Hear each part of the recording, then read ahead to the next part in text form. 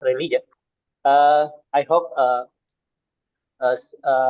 presenter will be present in bahasa or English. Is all depend on you. Especially to Mrs. Rumeida Mubakar. Present will in I think so. Ya. Oke. Selamat sore Bapak Ibu semuanya. Ini kita ada waktu 90 menit. Sebetulnya kita ada 4 kelompok panelis ini. Yang baru yaitu yang belum hadir baru dua presenter yaitu Ibu Mrs. Rumaiza Abu Bakarnya. Ini kita ada waktu 90 menit. Sebetulnya kita ada 4 kelompok panelis ini. Yang baru yaitu yang belum hadir baru dua presenter yaitu Ibu Mrs. Rumaiza Abu Bakarnya. Kita ada waktu 90 menit. Sebetulnya kita ada 4 kelompok panelis. Ya. Dan ada Bapak Ekel Karunia Ginting dari Universitas Kristen Duta Wacana, ya Pak ya, Pak Ekel ya. Mungkin the first presenter will be to Mrs. Rumaiza. Your time is 15 minutes. It's time in yours. Okay, thank you.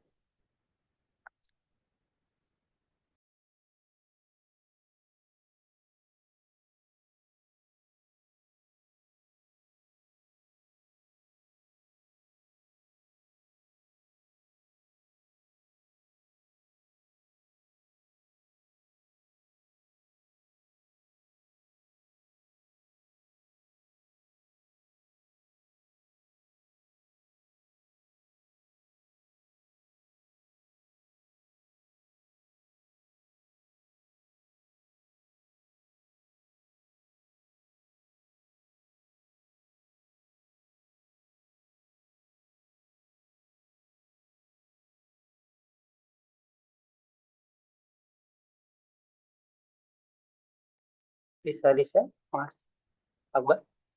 Soalnya Bu Rumaiza ada kendala itu. Oh iya.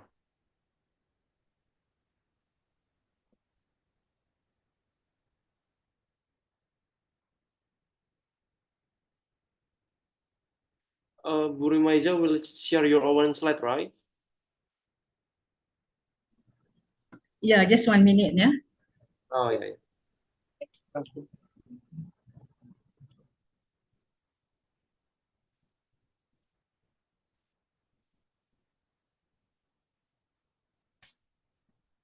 Okay, is the screen clear? Yes. Ya, clear.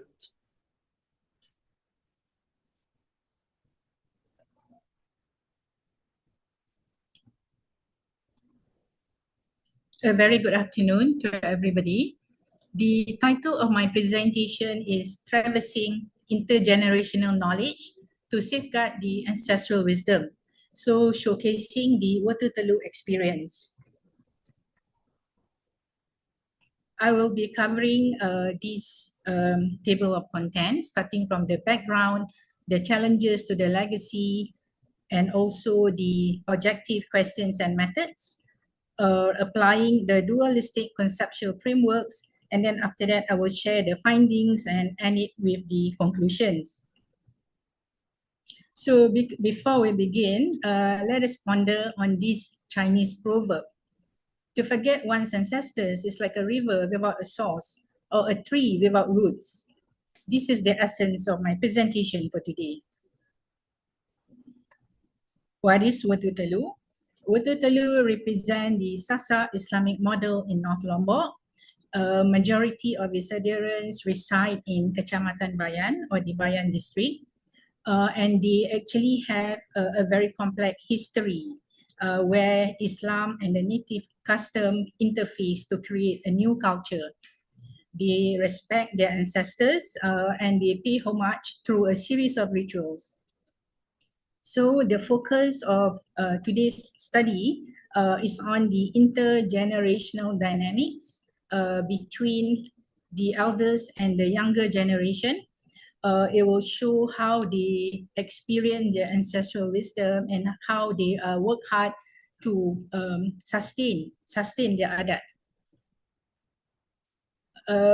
many things have happened in the past which have shaped a negative, unfavorable image of Wetutelu in terms of historical framing, starting from Islamization period in the 15th and 16th century, when the Wali Songo, the nine saints of Java, they actually did their dakwah drive, and it was said that they actually left the island without completing the Islamic teaching, which led to altered form of worship by the locals.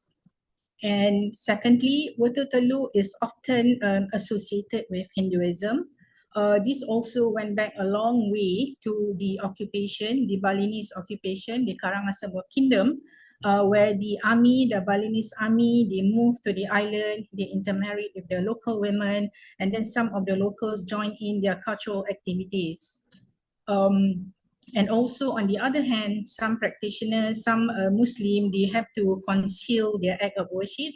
So for example, they can only perform their prayers at night when the sun was down.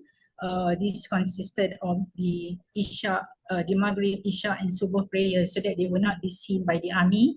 And this led to the misconception that the Wetutelu people pray 3 times a day. And next stage is the Dutch colonization, where they adopt the divide and conquer tactic to contest the traditional Muslim, the Wetutelu adherents against the modern Muslim, the Waktu Lima believers, in order to weaken the native Sasak. So this will help to ease their conquest of the island. And moving on to the modern challenges, during the New Order, the indigenous faith followers, including the Wetutelu adherents, were pressured, okay, and they were pressured to convert to the mainstream Islam, which was one of the 5 and then 6 religion recognized by the state at that time. And lastly, during the Reformation era, the congregation of Tuan Guru who were educated in the holy city of Mecca returned, and they did a massive dakwah drive, and they also tried to convert the adherents and make them discard their tradition. This research will fulfill 2 different objectives. The first one is on how they inherit the knowledge, the transfer of knowledge, and how they experience Wetutelu. And the second objective is on how they sustain their tradition. So the focus is on the younger generation, the younger batch of Wetutelu adherents, because again, they are the one who will determine the future, the survival of the custom. I am combining 2 different frameworks, indigenous wisdom and Islamic epistemology, to get a more comprehensive analysis of data. Indigenous wisdom by Gordon. This is best to look at the intergenerational aspect because they have a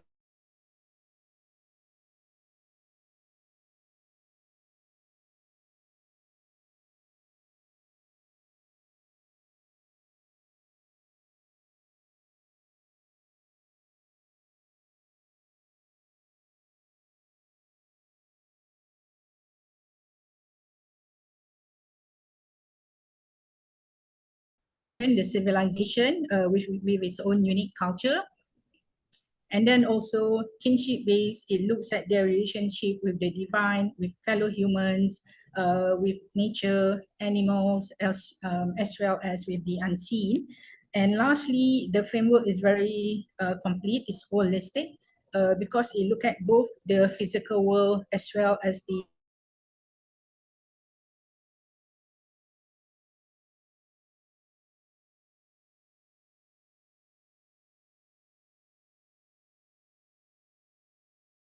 is Bayani. Bayani scriptures for the Wetutelu adherents, they have a collection of lontar or ancient palm leaf manuscript with knowledge on the history on Islam from their ancestors. The second level of knowledge is Burhani. Burhani is when the adherents, they take what they have acquired and then they develop the knowledge, they reason, they interpret better, and this is the next level. And the next one, the highest level of knowledge is irfani, which can only be achieved through intense meditation in order to get to know God better. So let me share the findings.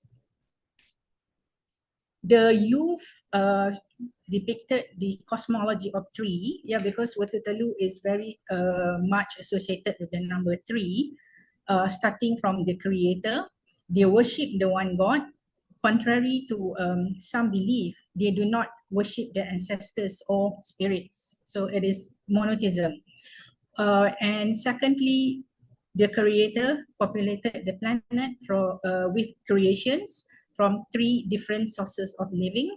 Menganak, which is living birth, as seen with mammals and the humans as well. Okay, menteluk, laying eggs as with some animals. Mentiup, sowing seeds for agricultural purposes. So these three elements form Watutelu. Watu means comes and Telu means tree. So Watutelu means comes in tree, where all the different elements will come together holistically in harmony to form the foundation of Watutelu. In terms of cycles of life, Nina means female. Okay, Bayan is known as Gumi Nina, Mother Earth, the land of females. So the spirit of Gumi Nina is very motherly, is very gentle. So it depicts how the Bayan people conduct their everyday affair and how they make decisions. So it's very peaceful. And thirdly, Dina, representing the series of rituals, is on the change of creatures and their relationship. So the whole process forms the cosmology of Watutelu.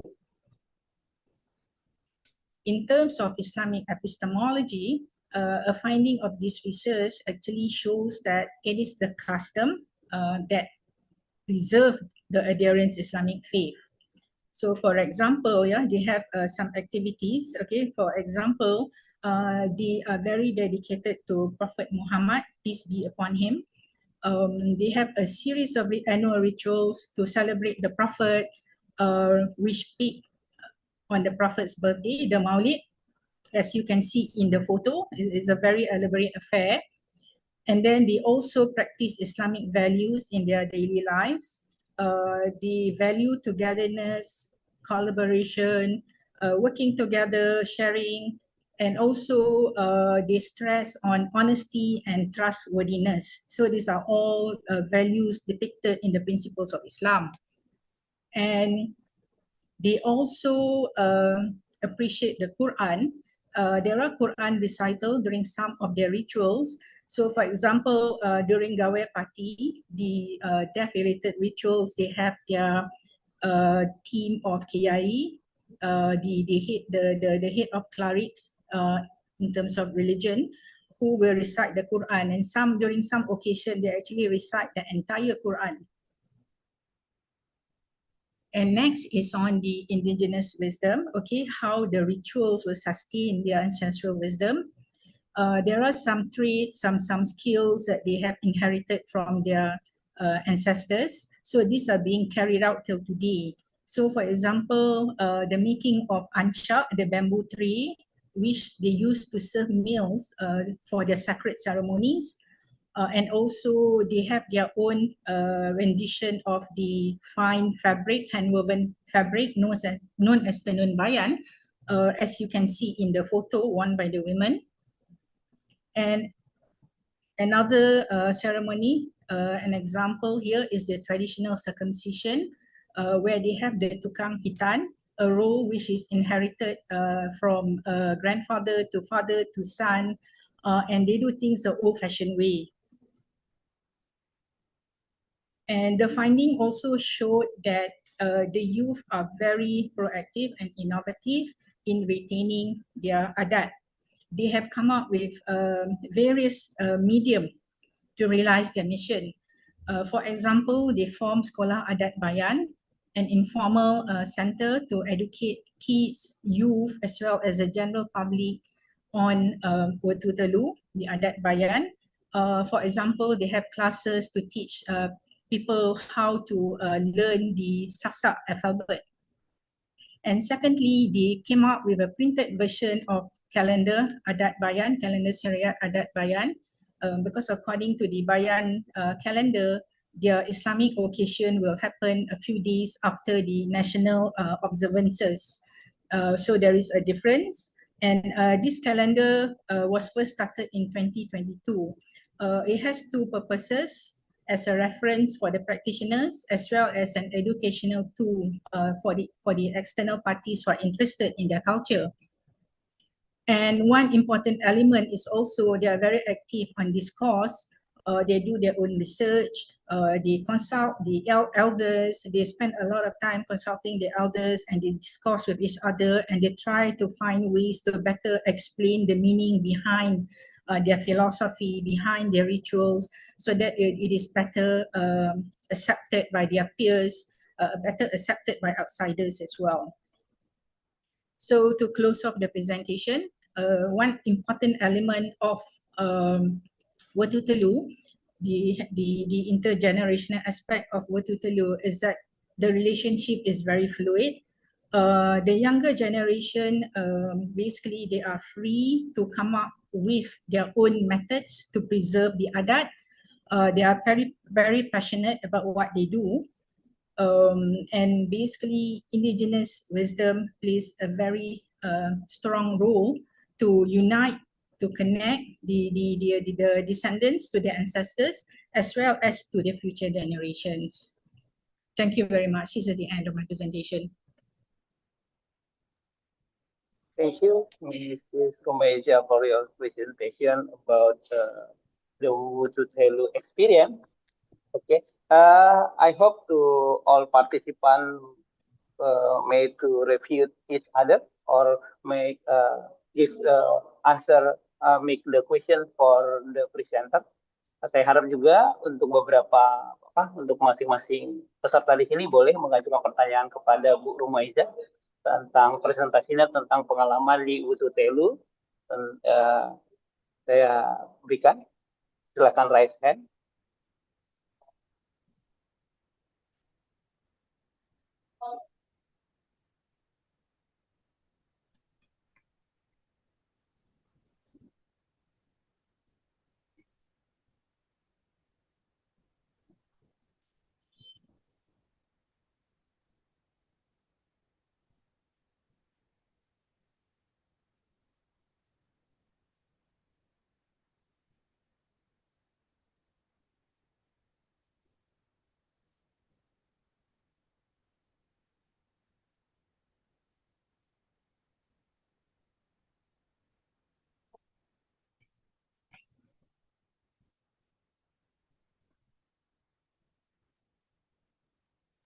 Okay, can I ask question? Because I think the other audience, there's no question.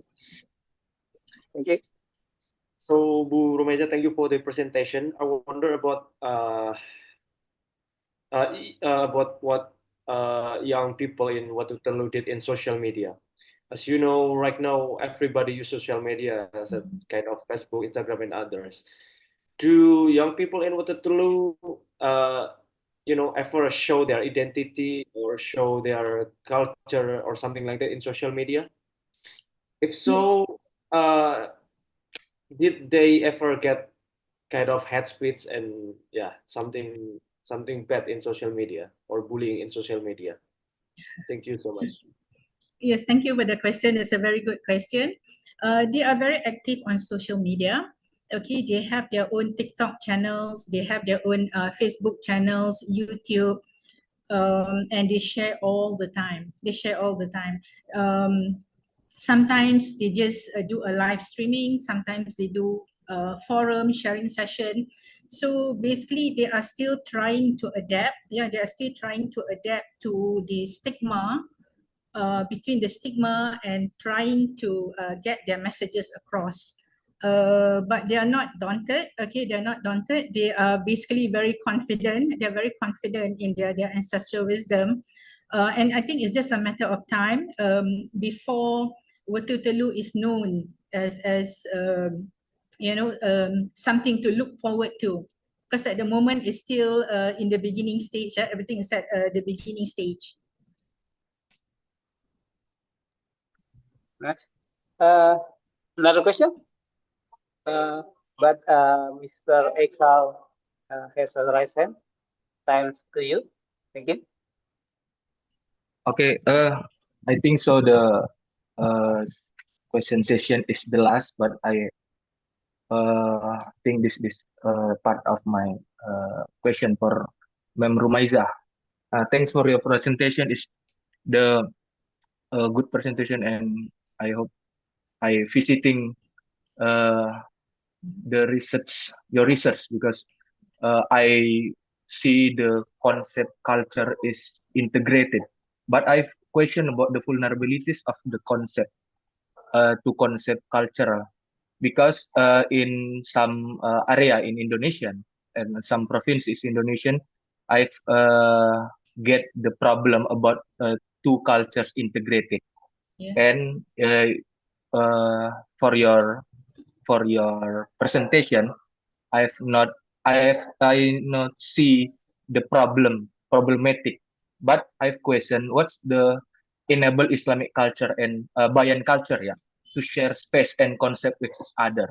Ma'am Rumaiza is the first my question, and the second my question is how the what's the main leadership from the Islamic culture and Bayan culture. How your see the leader to make the Bayan culture and Islamic culture make the fluid concept to integrate it. I want to see what the authority from the leader from Bayan culture and Islamic culture. And the third question is the last question is uh, are the issues injustice and conflict. I want to your from your research, what you see the injustice and conflict become a vulnerabilities or encounter between the Bayan and Islamic concept. Thank you, Ma'am Rumaiza. Thank you very much. Three very good questions. Yes. Okay, the first one, okay, on how Islam and Adat coexist. I think we should go back to the beginning, because the main accusation, the main allegation against the Watu Telu adherent is that they are perceived to be polytheistic and syncretic. But when I did my research, what I found out was that their philosophy is actually centered on Tawhid. Everything goes back to Tawhid, monotheism. Okay, and they consider Islam to be their religion. So when the constitution changed to allow the changes on their ID, their identity card, they did not make any change because they consider Islam to be their religion. Okay, they use the custom, as a vehicle to practice the religion and also to sustain the teaching of their religion, to preserve the faith of their descendant for the years to come. So this is how the adat and religion coexist. It is very harmonious. Yeah, it is very harmonious. I think a lot more can be done to educate the public on how these two elements work together. But what's important, as seen in other duality, when you have the world religion and the custom, the indigenous custom together, there will definitely be conflicts. But what's important is to understand that it is a work in progress. Things are still changing. People keep on adapting, the adherents keep on evolving. So it's not like a close, like a close end kind of thing. So it is ever changing. So it is how they deal with the changes, how they deal with the modernization, how they deal with the Tuan Guru, the Tuan Guru, the missionaries. How do they deal with the missionaries? How do they maintain their culture? How do they prove that they are Muslim? So all these things kept on changing. But I think the most important thing during my research, the most important finding during my research is that they have a really strong batch of young descendants who can communicate with the outside world. Sometimes ancestral wisdom, they have their own strength, but sometimes the elders, they are not used to communicating with outsiders. So this is where the youth comes in, and they have a very strong communication from the younger generation about their adat. And going on to your second question on the leadership, uh, the religion itself is incorporated in the Watu Telu indigenous portfolio because they have the kiai, the team of kiai who are in charge of religion. So religion is incorporated in the adat. In fact, from the old days, religion and adat basically they are one and the same. There is no separation like what we see today. It is one and the same. Adat is the way the ancestors practiced the religion. So it is the same thing. But now they still have the portfolio of kiai headed by the penghulu who is actually in charge of Islamic matters. So when they have events, they would have the pemangku, the head of the custom, to do the rituals, and then they will have the penghulu or the kiai to come and recite the doa, and contribute from the Islamic aspects. So when they say to preserve the adat, it also means preserving the Islamic faith of the descendants. It's a two in one kind of thing. And moving on to your third question. Sorry, I can't remember your third question. Was that on the challenges? Yes, I question, but sorry, Pak Marado. I would explain my third question about the from your research. What's your see the vulnerabilities, injustice and conflict in the integrate the two culture in your field research, Member Maiza. Thank you. Okay. Yes, there are some challenges as well. Yeah, there are some challenges as well. But I think what's important here is that the current perception is very much shaped by Watu Telu versus Waktu Lima framework. But what I've discovered is that because it described Watu Telu adherence in a certain manner, as if like they do not comply with the Sharia, and Waktu Lima consists of the mainstream Muslim who comply with the Sharia. But during my studies, I found that there are varieties as well, varieties in the among the practitioners. Many of them, they actually learn Islam in school, especially the younger generation. They learn the religion in school. So the most important thing is not to stereotype. I think we need to break free from the colonial categorization, because they're still very much categorized. They're still very much defined by the colonial definition. So we need to break free from the colonial definition, and more studies are required to better understand the conflict and how they are moving, how is it evolving, how everything is evolving, and how everything works together. So again, it is a work in progress that needs to be better communicated to the outsiders.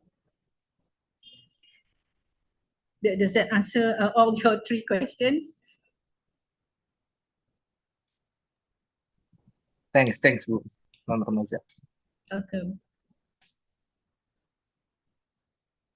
Thank you, Ms. Rumaiza, for your answer. Now, after we have know about traversing intergeneration knowledge of to safeguard of ancestral wisdom, the Witu Telu, we get a lot of information from Ms. Rumaiza Abubakar. Now we go to the next presenter. Is about the third phase in religious moderation, bridging exclusion for religious democracy. Democratization. Ya. Oke. Ini now to Mr. Ekal Kaginting from uh,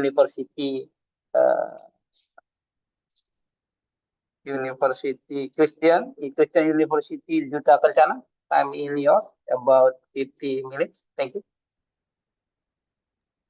Terima kasih, Pak. Saya bisa dibantu share screen slide kah, Bapak? Atau tidak ada slide kah? Saya bisa dibantu share screen slide kah? Bisa dikirim. Dari panitia. Saya kirim.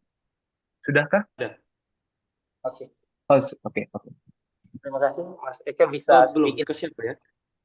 Bapak. Ya, Ya. cek.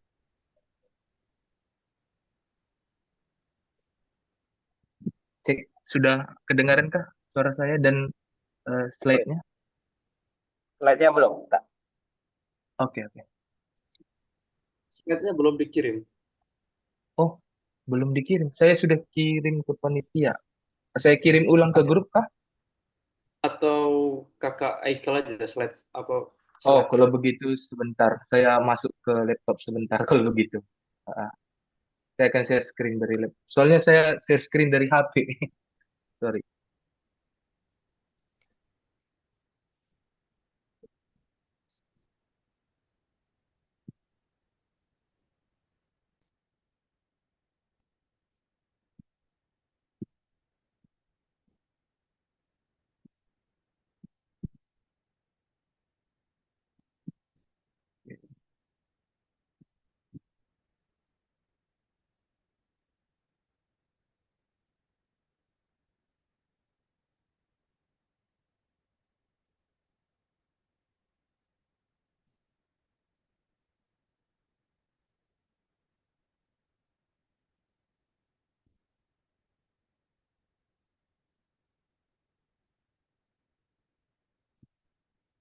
Bisa kasih saya akses untuk share screen, Mas?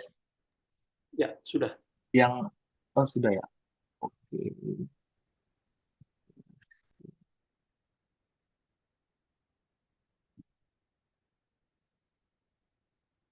Tapi kelihatannya belum ya. Sebentar. Di yang satu lagi, di Ekarunia. Sorry, Mas. Bukan di satu lagi. Ini saya lagi di HP. Karunia, Mas Akbar. Itu saya sedang di HP. Tidak bisa, Mas Eka. Oke.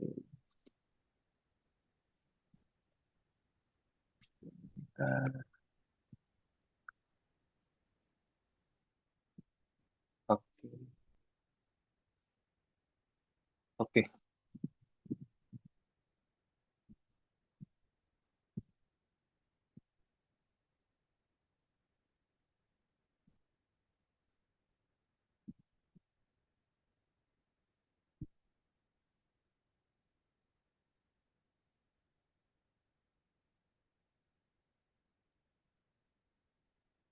Sudah kelihatan jelas kah?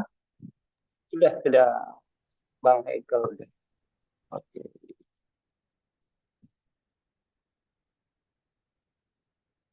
Oke. My here is clear. Sorry. Clear.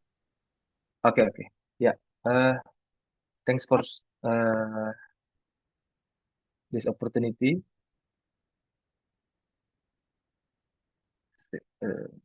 Wait minute, sorry. Yeah, this my presentation about the third space in religious moderation, bridging exclusion for religious moderation from my research in Gemapak IDI. Gemapak IDI is forum, the forum yang Indonesian religion in Yogyakarta. Yogyakarta is one of province in Indonesian. I researched in Gemapakti DIY for see how the concept the members of Gemapakti DIY to religious moderation and how the indigenous religion young indigenous religion reflect about the and reflect and adapt about the managing diversity. And I see the research problem. I see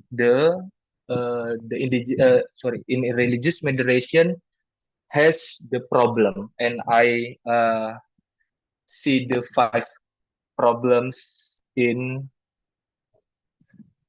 my research in religious moderation. Religious moderation is one of program in Indonesian how to develop and how to managing the religion in Indonesian. But I see the 5 problem in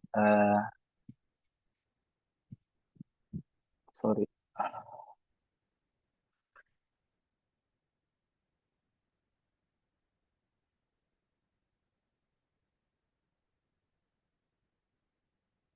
the 5 problems I see about the uh, is one exclusion of indigenous religion. Uh, the religious moderation is a program not to include the indigenous religion because in Indonesian uh, accuse about the 6 religion, but indigenous religion in exclude from the religious moderation. I see this one problem. The second problem is symbolic action with a substantive implementation. Religious moderation become rhetoric or slogan, and it's not to impact for how to embrace the diversity in Indonesian, especially in indigenous religion. The third problem I see the polarization and potential conflict because religious moderation is uh, involve majority but a dominant program, but exclude the minority groups. The fourth problem I see the oversimplification of issues, simplified approach to religious moderation to complex social, culture, and historical dynamics. Because religious moderation from the top-down program is the make the issues is not impact for the bottom up uh, for uh, for the holistic problem in Indonesian, especially the religious problem. The last research problem I see the when religious moderation focus avoiding conflict, it can limit critical and authentic dialogue. Is the make the closure and dialogue space is not the uh, impact in religious moderation. Like I'm next slide. Sorry, but I interview in members at this I sorts my source research method. I show and interview the member Gemapak DIY and the data obtained is interview and analyze make theoretical framework Homika Baba is one of post-colonial theory to see how to the concept the religious moderation is make the colonized theory but not decolonized. But I see make the Homika Baba to see the problem to religious moderation. But the method my research methods is approach to qualitative approach. Is the make the simple research method, but I see in sorry,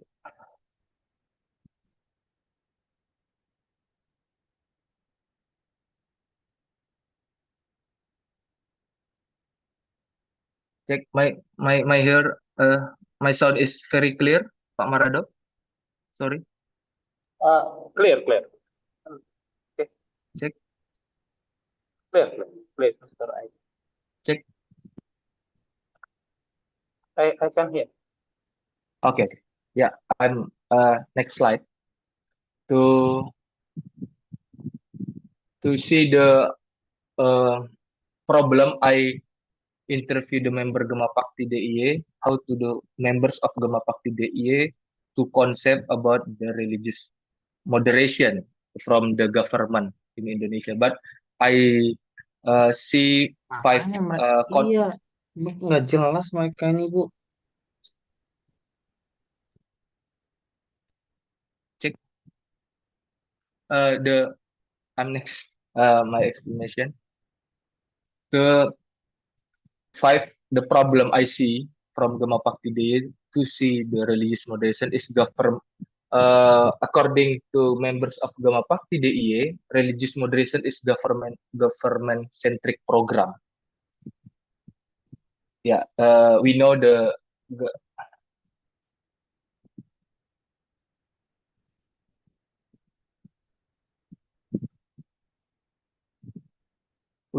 okay. I'm next. We know the religious moderation is government program because from the top down. The second problem is discriminates indigenous religion group member because in Yogyakarta, especially in DIY, the significant issues is discrimination. We know the Yogyakarta is one of city tolerance, but from my research, I see discrimination from the indigenous religion. The third is educational inequity. It's the problem about in education sector, many school not represent about indigenous religion in school. Is one of problem in Yogyakarta, but difficult in population administration. The process of population administration for member indigenous region is very complicated because if you want to member one identity card on the others in government is very complicated, and from my research I see this problem from members of Gemapak. And the last is in religious diversity is policies is member rarely include, but I see many members Gemapak DIY want to include it from managing diversity, but from religious moderation because the Gemapak DIY or indigenous religion not include, but this problem because young generation is one of challenges or one of agent for religious diversity. Yeah, this is my problem from the research. But I next about this. Sorry. But I simple this slide. I explain about. I show the religious moderation is problematic from government because religious moderation not represented how to Elizabeth Submanhood is a living religion, but religious moderation is government religion to managing the diversity in Indonesia. But it's the problem. For me, it's the problem and make the indigenous religion is excluded, and this make the religious democracy is limitation, but limitation of religious democracy, but contradiction. And I see this problem from religious moderation. I see, but politicization of religious moderation is very complicated. The process of politicizing religious moderation is authority is control religious freedom from top down, not bottom up. Is like the problem from in Yogyakarta. I see that, but my research from how I see to Homika Baba, I see six point in this slide is make how to member Gemapak DIY is the religious indigenous religion, how to in how to impact to the problem. But after understanding the problem perspective on religious, it's become clear who come from various indigenous belief group have principle and values. But members of Gemapak DIY has values to management of diversity. But in this slide, I show six how to member of Gemapakti DIY is management of diversity. The first is principle of harmony and interconnectedness. The second, respect of our human dignity and worth. And the third, tolerance and cooperation. For relational practice and sense of safety. The fifth, share responsibility and local wisdom. And the sixth, uniting diverse beliefs. The six values from Gemapakti DIY, how to indigenous religion managing diversity.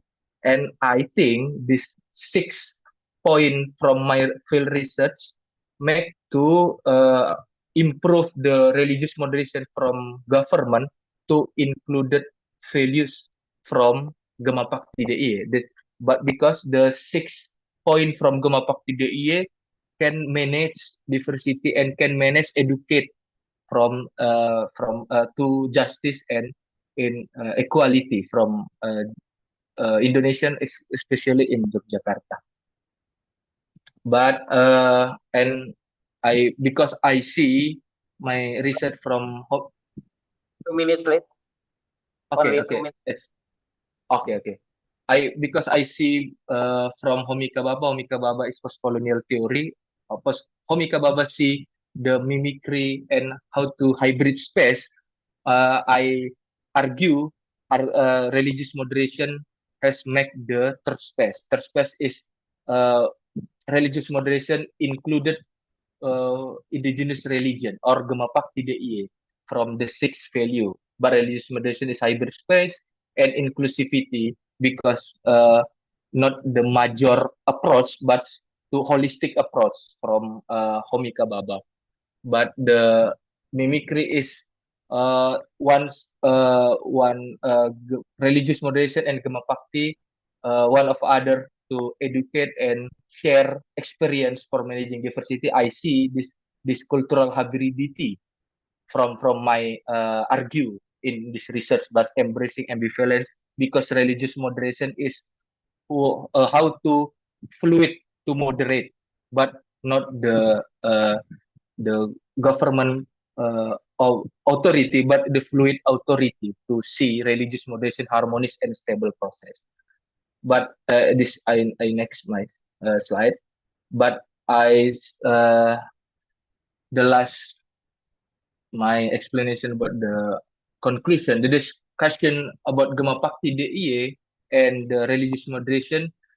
We must to see religious moderation make the space, third space, and emphasize to acknowledge and integrate to local concept and indigenous religion concept. But is the making the religious moderation not to government program, but is the local program or dominate perspective recognizing and concept illustration fostering dialogue between majority and minority program. In a summary, strengthening or religious moderation, same with the concept how to religious moderation, how to performing democracy in Indonesia from religious moderation to involve transcending boundaries to recognize potential. Mapakti DIY one of group potential to performing democracy in Indonesia make the religious moderation. Okay, this because in my last explanation, thank you, Pak Maradop and the other my presentation. Thank you for listening and apologize for any mistakes in my words. I will hand back to moderator. Thank you. Thank you for Mr. Ekal for your presentation. Before the other participant give a question, now we go to the third presenter, maybe Miss Gernaida or Mr. Tambunan. Who's the first? Mr. Tambunan or Miss Gernaida? Maybe Mr. Gana, yeah, Miss Gernaida. Okay. Okay. Now to you, Miss Gernaida. Time is your about 50 minutes. 15 minutes. Okay, thank you. Please remove first this slide so I may present my paper.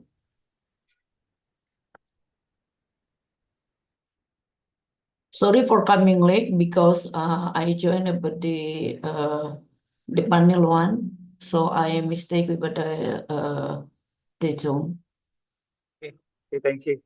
Thank you, Ms. Garnaya. Okay, please remove first. Okay.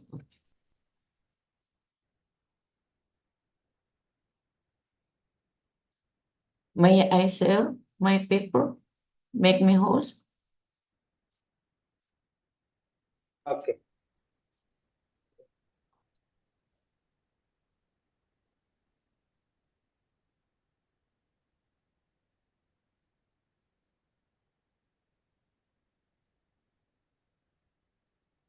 Mr. Akbar, can you make co-host? Oh yeah, Yeah, already. already, Ms. Garnaya. Thank you. Good afternoon, Bapak dengan Ibu. So I will present my paper Beyond Democratic Urim and Thummim and Biblical Tradition as Inspiration for Democratic Resilience.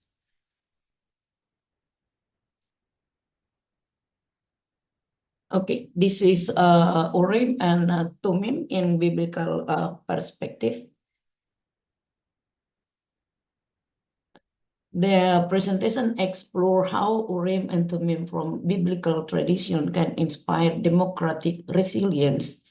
In Indonesia face a crisis of democracy marked by corruption, oligarchy, and inequality.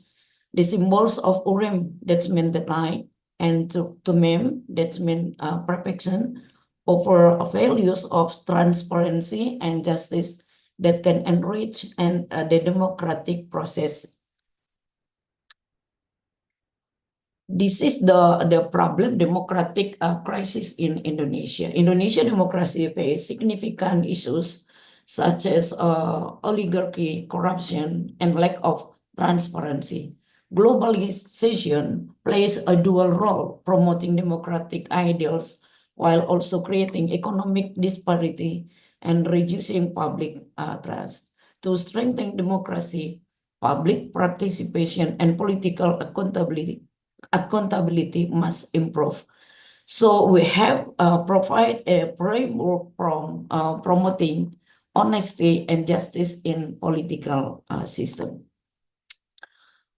So the biblical history in ancient Israel, Urim and Thummim were used by high priests to seek God's guidance in making decision. Urim, meaning light, represented transparency, while Thummim, meaning perfection, stood for justice and moral integrity. This principle guides decision-making processes and leadership in governments. This is my thesis statement. I argue that integrating spiritual principles from Urim and Thummim tradition into the election practices and decision-making in Indonesia can increase the resilience of democracy, ensure justice, and create a more transparent and participatory election model. The research method that I use in this paper, this study used a qualitative approach, focusing on library research to explore how Urim and Thummim values can be applied to modern democracy by examining social, political, and theological resources. We can assess the relevance of these ancient values in today's governance challenges.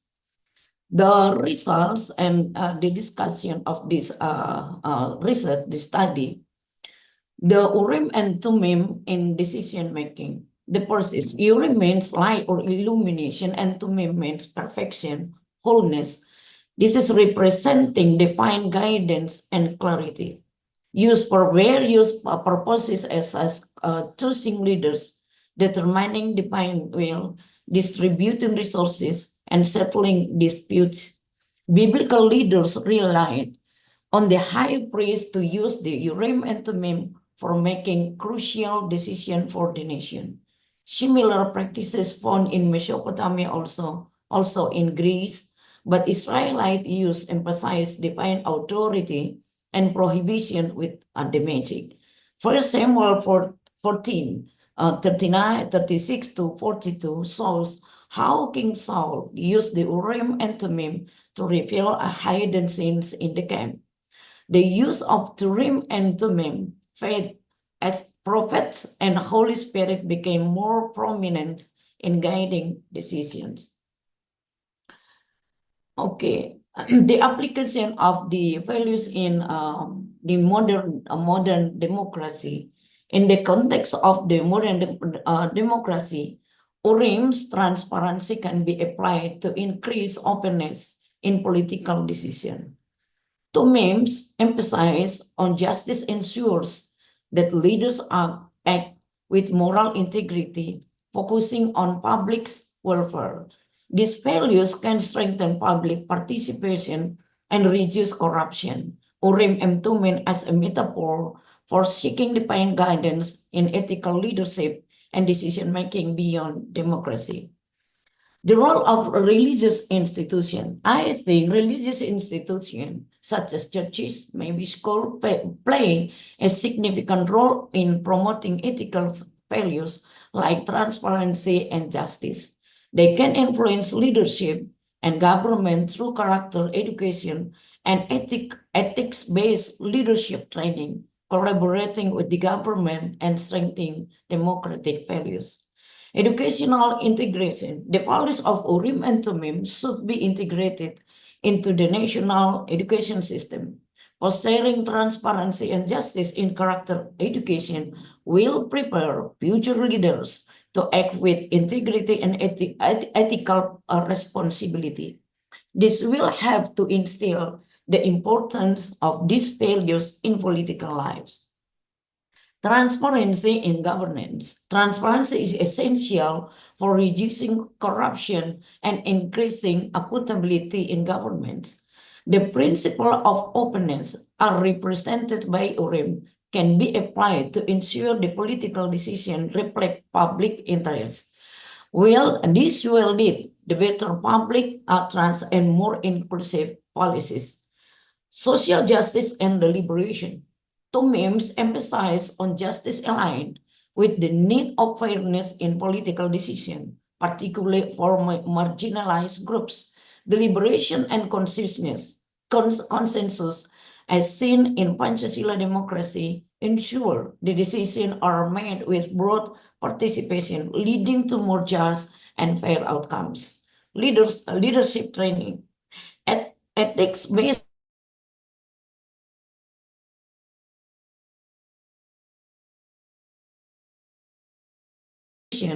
can take and lead in organizing these training programs, fostering leaders who prioritize integrity and accountability in decision making.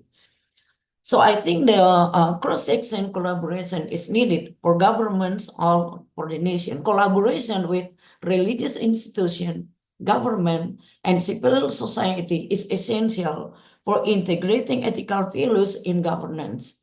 This can strengthen transparency and accountability of political decisions and enhance public participation. With the collaboration between religious institutions, government, and civil society, the values of Urim and Thummim, such as justice and integrity, can be internalized in the legislative process. Research by Nur Hasanah and Ahmad Iwan Hamazi states that religious legitimacy is needed in various aspects of national life, especially in the context of democracy. Here are some comprehensive studies of the internalization strategies of Urim and Thummim values. This is my conclusion. Urim and Thummim offer value lessons for enhancing democratic resilience. Transparency as symbolized by Urim and justice as embodied by Thummim provide a strong foundation for ethical governance. Religious and educational institutions have a key role in shaping future leaders who uphold these values. Thank you, Pak Marado. Miss Gurnaida. Nice presentation. And now we are go to the last presentation. Maybe Mr. Johannes or Mr. Tambunan. Who's the presenter? Present to your presenter. Mr. Tambunan. There will be four of us, but Susanna cannot open her microphone. Somebody can open can give her permission. Please, Miss Susanna, open your camera or your voice. Okay. Your time for all of you about minute. Now, your time. Thank you, Mr. Johannes. Your time now. Susanna first. Yeah. Thank you, Miss Susanna. Your time. Miss Susanna has problem, but the speaker and camera can co-host or host open microphone and camera for Susanna Catherine. Susanna Catherine have problem to join camera and speaker. Okay. Is that okay? Mohon maaf, boleh saya dari handphone? Oke, silakan Miss Susana. Asal bisa membaca, bisa bacakan. Oke. Miss Iya. Susana. Oke, baik.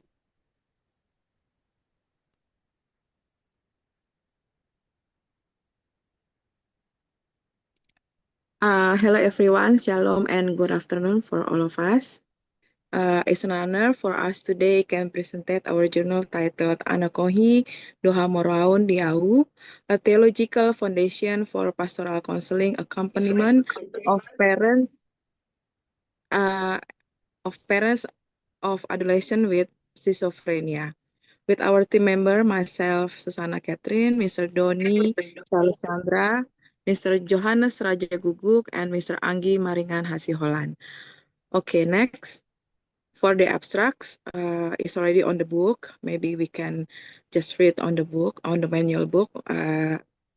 As we see the next. Okay, for introduction, this study explores how the Batak philosophy or Anakoni do Hamoraon Diau, it means that my child is my wealth, impacts family of children diagnosed with schizophrenia.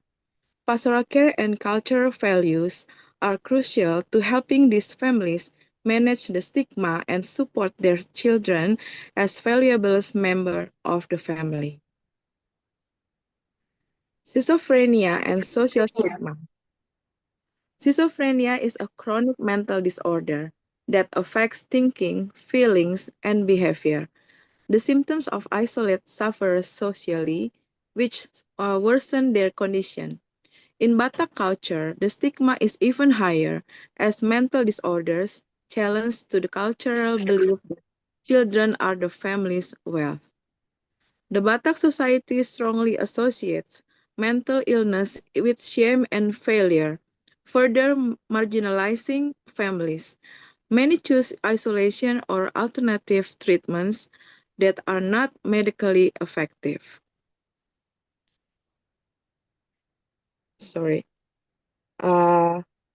This reflects the strong social stigma around schizophrenia in Indonesia.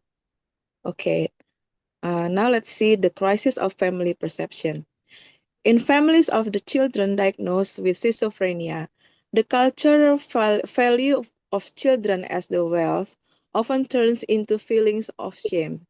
The parents of LP, this one is a child who diagnosed with schizophrenia, illustrate this.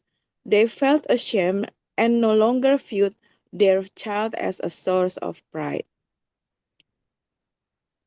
Okay, this is a scheme of our research. Okay, as you can see, these are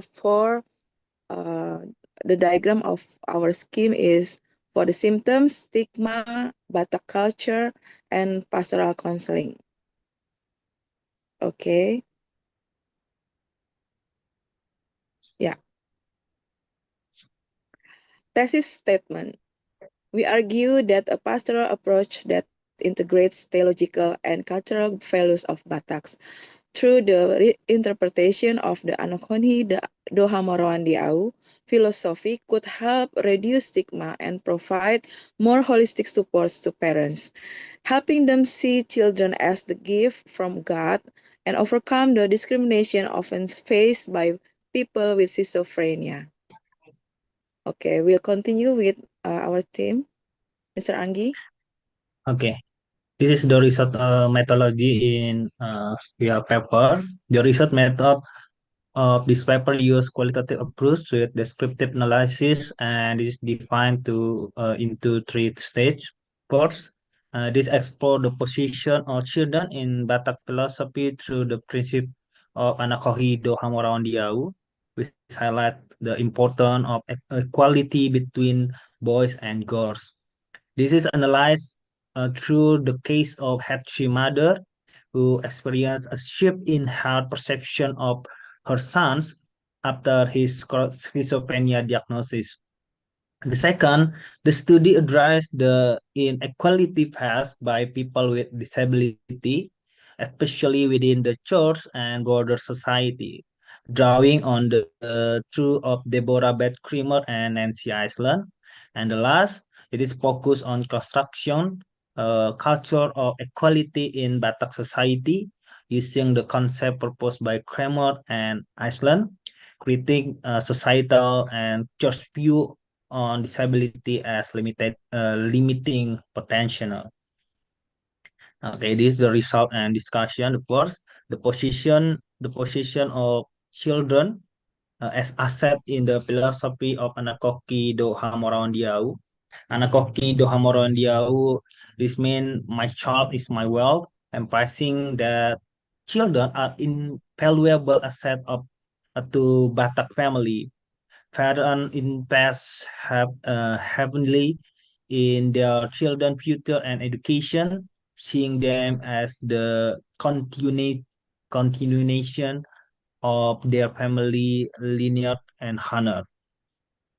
And the philosophy in the tradition Batak Toba House, Rumah Bolon, embodying culture symbolized reflecting Batak philosophy. So many key elements like ture-ture, parho, mount, and lions, or singa-singa symbolize spiritual protection, family, and harmony. In this image, the focus about the Hamora on Diau with ornaments such as basana and tomboman adop-adop. This means a number 7. Yeah, tombonan adop-adop, which symbolize strength and glory. And this tradition has emphasized the importance of the value of Hamoraon. This means wealth, Hagabeon, Bisot, and Hasangapon, Hana, which are the guidelines for life of the Batak people to maintain their dignity and cultural heritage. Second, in the uh, result and discussion we have paper, the cultural construction of equality from perspective of Deborah Beth Creamer and Nancy Iceland. Deborah Beth Creamer and Nancy Iceland are key figure in disability theology. Creamer in disability and Christian theology present a theology of limit, arguing that physical and intellectual limits are part of human life, not deviation. Iceland in the disabled God introduced the image of the risen Jesus with wood, symbolizing God's solidarity with the disabled. But the theologian challenged the church tradition view, advocating for equality and inclusion of people with disabilities in theology and church life, reshaping how human the diversity is valued. Theology of Limitation by Deborah Beth Creamer. Deborah Beth Creamer introduced towards a theology that views human limitation as natural and valuable. Her theology offer a way for families to understand that children with schizophrenia still carry the same value as any other child, reflecting the diversity of God creation. In practice, the equality requires structural change within the church and society. Creamer emphasized that the church must be a genuinely inclusive piece, where individuals with disability have equal space to participate in the church life. This includes removing physical, social, and theological barriers that have prevented full access for people with disability. The Disabled God by Nancy Iceland. Nancy Iceland concept of the disabled God offer a profound theological view that God indicative with human limitation. This allow families to see their children with mental disorder not as burden but as reflection of God's image. Iceland, through the concept of disabled God and his liberation theology, formed the basic for building a culture of radical equality. Equality for people with disabilities means physical or symbolic access to church space and full and equal participation in spiritual and communal life. The construction of the culture of equality that she proposed required the church and society to recognize and celebrate the diversity of human bodies as legitimate part of the image of God or Imago Dei, and to respect the dignity and contribution of all its members, regardless of their physical condition.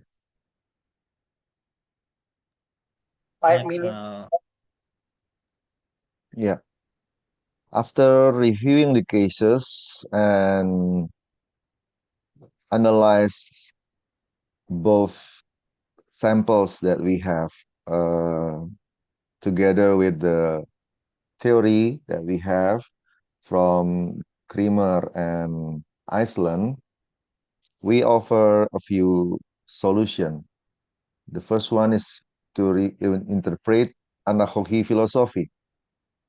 In doing the pastoral counseling, we could help families to reinterpret the meaning of analogy doha morawan diahu, to view the children with schizophrenia as a different form of wealth. It is he or she still wealth, but in the different form. Their value is not in fulfilling traditional role, since when the children with schizophrenia came, it means God decide that the family will not the same with the other family also. Yeah, since then the role will be changed. So the one that they need to deal with is the emotional and spiritual enrichment they bring to the family. They need to view the new wealth, the new boy or the new girl with schizophrenia with a new paradigm. Number two is spiritual support and acceptance. The families need spiritual support to overcome the emotional burden of stigma.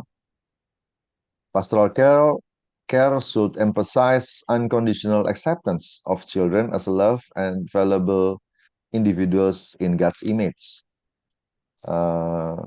They need more information, they need more understanding about it. The church or the pastoral care can help them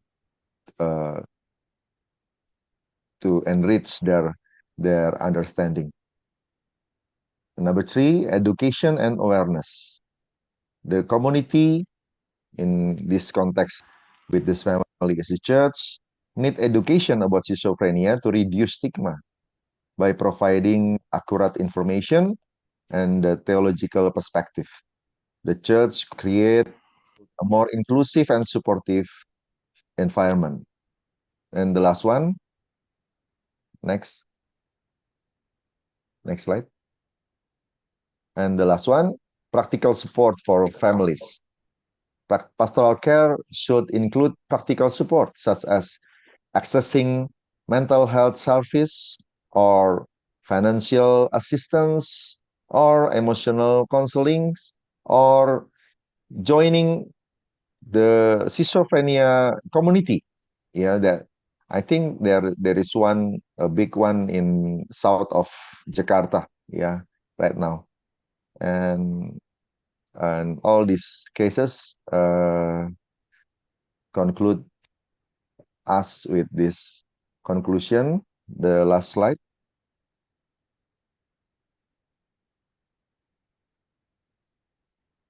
Okay, this is just the graphic for the way of thinking.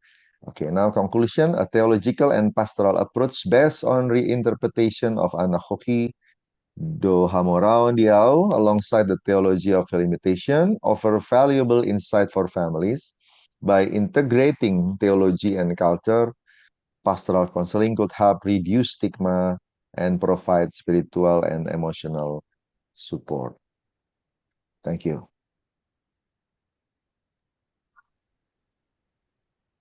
Thank you for all presenter. Now we have time to each presenter may to review each another or make a question for each other. Okay, who's the best? Please raise your hand.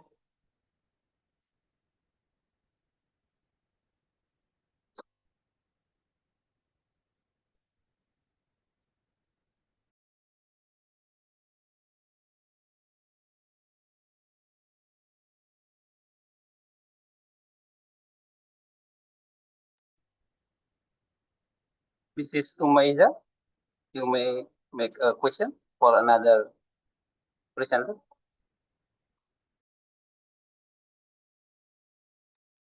Open your microphone. Okay, good evening. I was very enlightened by the second speaker, Eichel, is it? Yeah. The presentation. Actually, I am interested, like, as to how, because you spoke about diverse values, you know, the opportunities to do dialogue between the different faith. Do you have any samples of case study of successful success stories in line with your research? Okay, time to Mr. Eka. Yeah, thank you, Ma'am Rumaiza. I will respond to your question. Because it's my concept, is my argue about how to religious moderation make the space for indigenous religion, because in Indonesian we know the indigenous religions is not included to government be a religion, because indigenous religion into as a culture, not as a religion. We know that. But I see the opportunity for the religious moderation is made the third space is the intercultural dialogue. Because I propose the religious moderation is make the ceremonial program has to six religion. Has make to six religion, but we know in Indonesia is many indigenous religion, but in programs from the government is not include the others, because the paradigm is indigenous religion is not religion, but indigenous is the culture, same with culture. But the success is I hope this make to hear from government, from this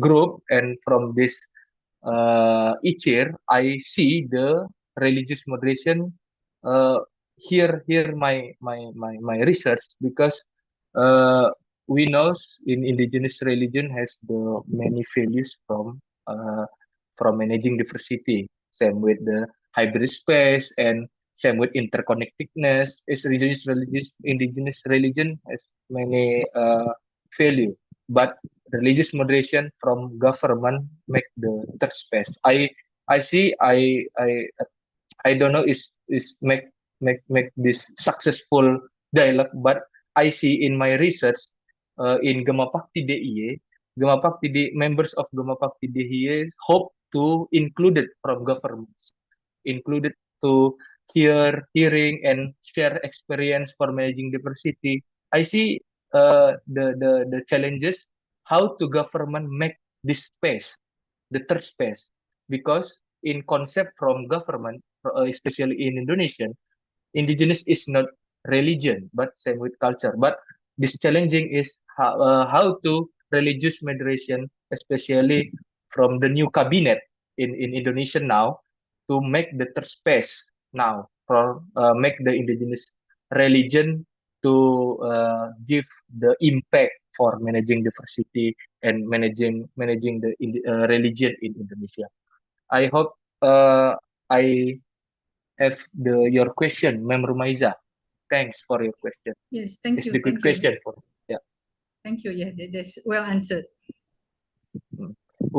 I think from the new cabinet we hope to make the transforming paradigm. Yeah, I think that's so. Thank you, Mem Rumaiza.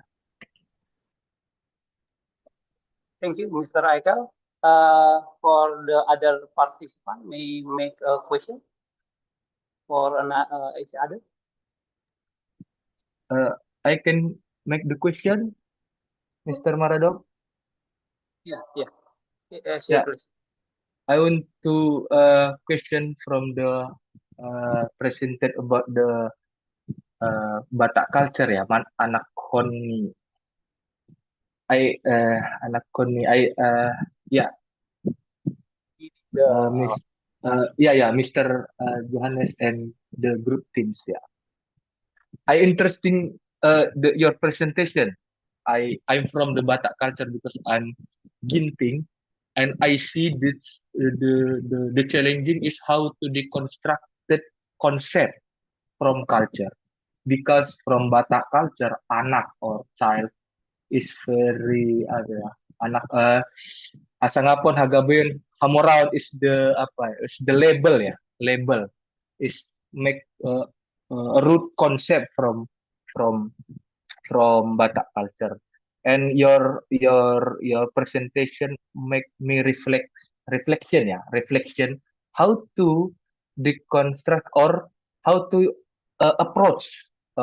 We know because Batak culture is very hard culture, yeah, make the is very resistance about culture, but how to make soft approach. You propose about the pastoral counseling, make the church, make the community, because I think is the good good propose, but it's not make the challenging. No, sorry, not make transformation, because in my area, I'm from North Sumatra. I'm from Kabanjahe. I'm see that challenging is schizophrenia or the disability. Same with the impact of Begu Ganjang. You know that disability, schizophrenia, same with the impact or Begu Ganjang. And don't if you have the anak or child sick, you bring to dukun or guru or the others lah ya, not bring to a doctor on the others. This concept is make the root in paradigm in Batak. And how your soft approach, yeah, I make the soft approach to educate from church, how educate from pemimpin adat. What's the mean? The leaders, the group from adat. It's make this very a strong paradigm. Yeah.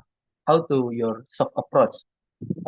Maybe from your research make me apa, reflection from your research. Thank you. Thank you, Mr. Aikal. Now to Ms. Susana or Mr. Johannes or Mr. Tambulan can answer the question. Okay, I try my best. And then if I cannot satisfy Mr. Eichel, my friend will help me. We are focusing this paper in finding the root of the problem. The key word that we found is paradigm, is the way of thinking. So we are not emphasizing in the practical support or in the practical steps, yeah. But I, as a pastor myself, I understand that it's not easy to change everyone, yeah. So we cannot forcing the the new understanding, the new reinterpretation to all people. And at the other hand, the needs for the family to cope up to handle the problem with the children's is immediate. It's more urgent. So maybe we can do everything parallel, yeah. But the first priority would be the father and mother first, yeah, yeah, because they are the the main subject or the one that handle the problem in the front line, yeah. Everyone else will be on the second line or third line and so. But the father and the mother need to grasp the new understanding. If you see the the house that Mr. Tambunan already present, Hamoraon is symbolized by the roof. So in Batak tradition means if you losing the Hamoraon, if you losing the wealth, you don't have any roof. Yeah, you don't have any roof. The wealth is the roof. Yeah, here Anggi, can you show it? Hamoraon is symbolized by the number 7. Yeah, by the number 7. So Hamoraon is the roof. If you have a house without a roof, then everything you have can be taken by somebody else.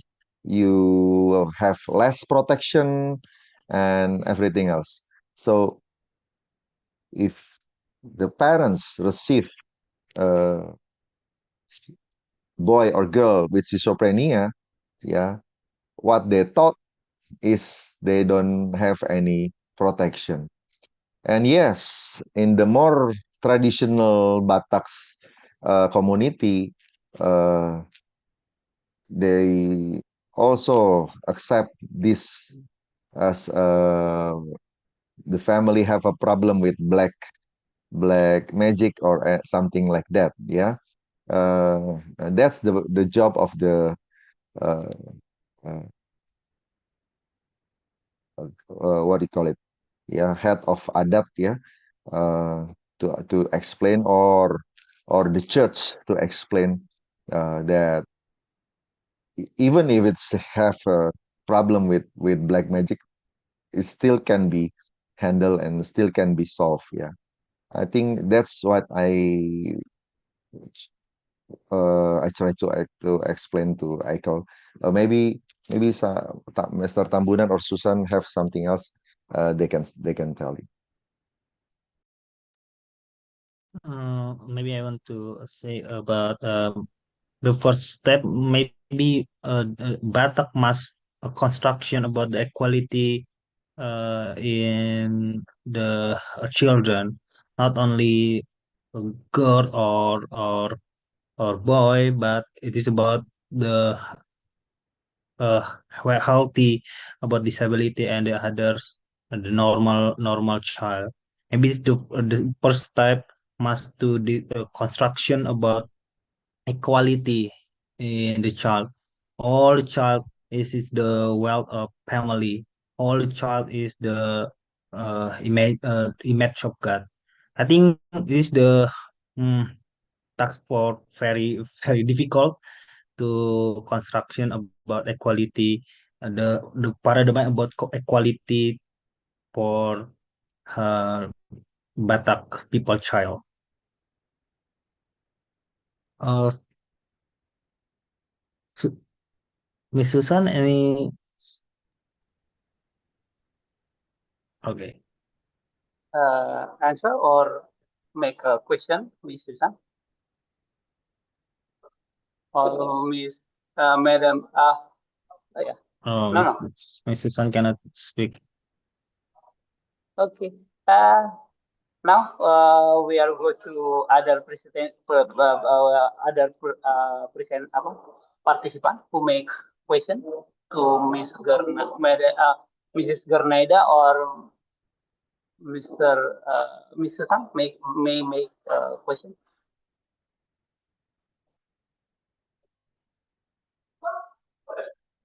or another participant, Mr. Can I Akwan. have a question for Miss Gernaida? Oh yeah, you can. As you Okay. please. Miss Gernaida, you explained about Urim Tumim, and it is representing light and perfection. Now, can you review us again about how is it possible to put it into the Indonesian structure in order to make a decision in the democratic in Indonesian democratic way, yeah, that we have right now, since this is a symbol, right? So if the symbol want to be translated, it needs to be put in the structure. That's my question. Okay, thank you, Pak Jo.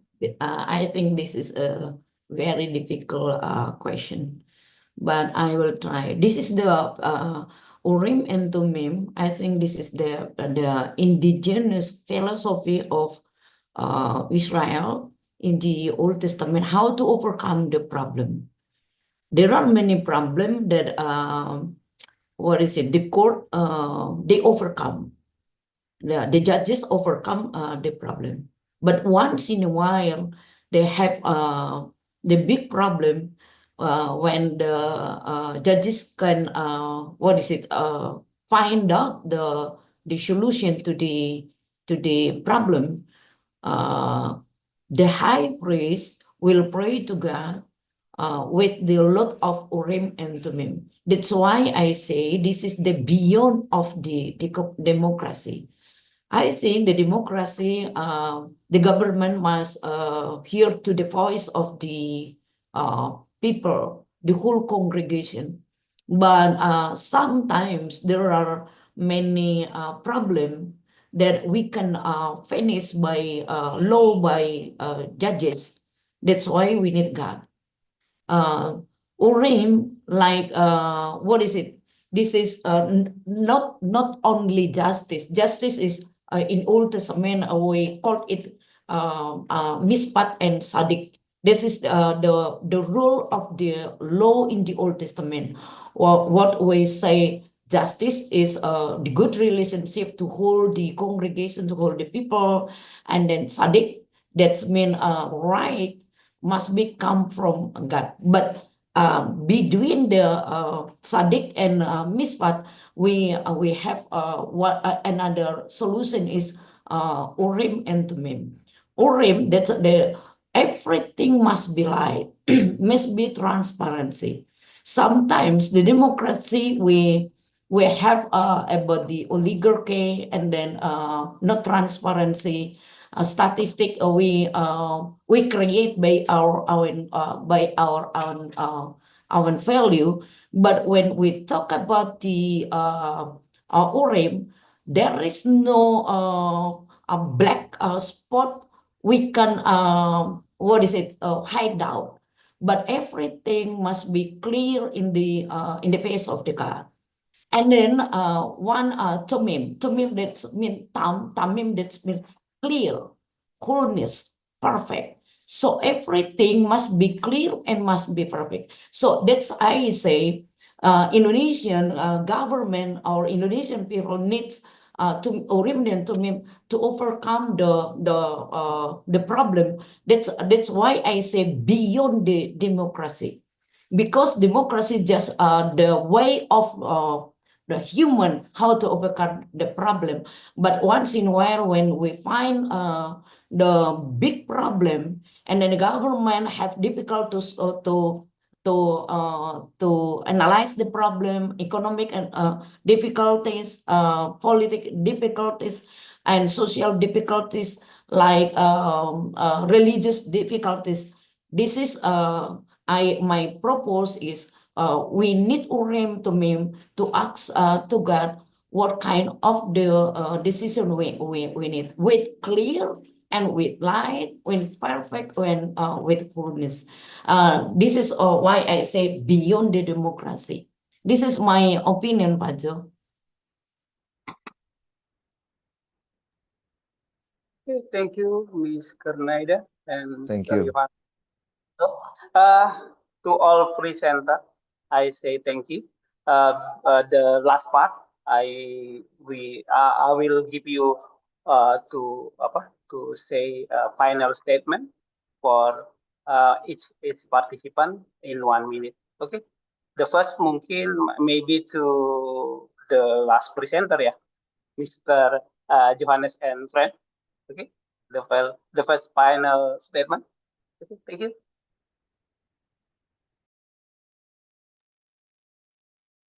Maybe Okay, Miss Susana. okay.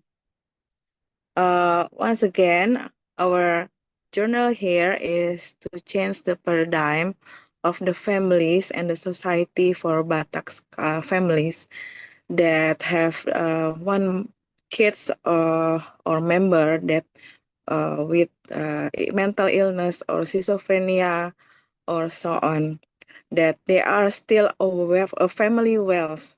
So they have to be loved. We have to take care of them, not to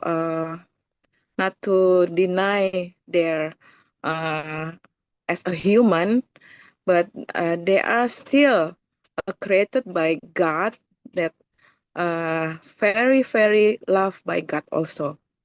So we have to change the family first, the paradigm of the family first, that they have a great wealth with their kids, but it's still normal when they have mental illness like that. So the church and all of us can be their caregiver, can be their helper. So maybe we can cooperate together between the church and the society and the families also. Thank you so much. Thank you, Ms. Susana. Nice statement. And now to Ms. Gerneda. Your time, please. The last. Okay, thank you, Pak Maradov. I think the strong nation must be stand with the pure law, social justice, religious justice. But we now in our phase is a crisis for democracy. We find about the oligarchy, corruption, inequality, injustice in everywhere. So I think when we know about the Urim and Tumim, it make emphasizes in religious institution, character of in education, ethical base of leadership. So we need to strengthen our democratic resilience in Indonesia. Thank you. Thanks, Ms. Grenada. And now to Mr. Eichel, your time, your last statement. Thank you. Okay, thanks. My last statement is the government must aware many program is problematic implementation in Indonesian, but the implementation program make the excluding the local religion or the indigenous religion program. And I think can indeed create a sense of alienation, undermine the very goal of fostering inclusivity and peace. But the government must the rethinking the concept religion and religious relation and incorporating and included indigenous religion to rethinking about the indigenous religious moderation, and the government could create more dynamic and integrate model religious coexistence in Indonesia on the respect diversity while promoting unity. Maybe just my last statement, Pak Marado. Thanks. Thank you, Mr. Eichel. And the last one, Ms. Ruzana Abu Bakar, is so far from Malaysia, but I also met her at another, yeah. Okay, now time to you, Mrs. Romaija. Okay, as a last word, okay, for me, democracy, democracy for indigenous religion, it is a two-way process.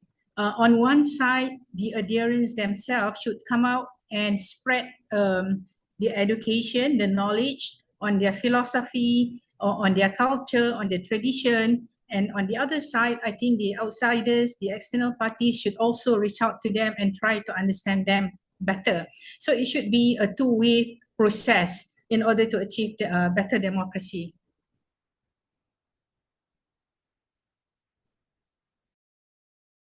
Okay, thank you, Ms. Rumaiza, for your last word.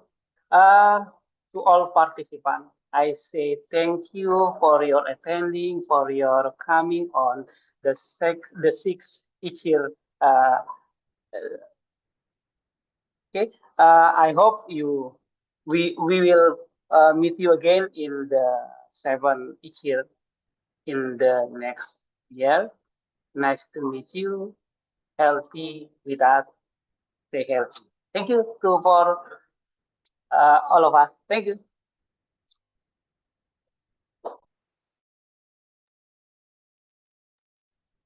Maybe we can to take a picture. Yeah. Okay. 1, 2, 3. Oh, okay. Last one. 1, 2, 3. Okay, thank you. Okay, thank you. Thank you, everyone. Thank you Thank you, all. everyone. Thank you. Thank Thank you, you. Thank you very everyone. much. Thank you, Mr. Marado. Thank you, Pak Marado. Thank you, Pak. Thank you. Thank you, Pak Marado. Okay, Thank you.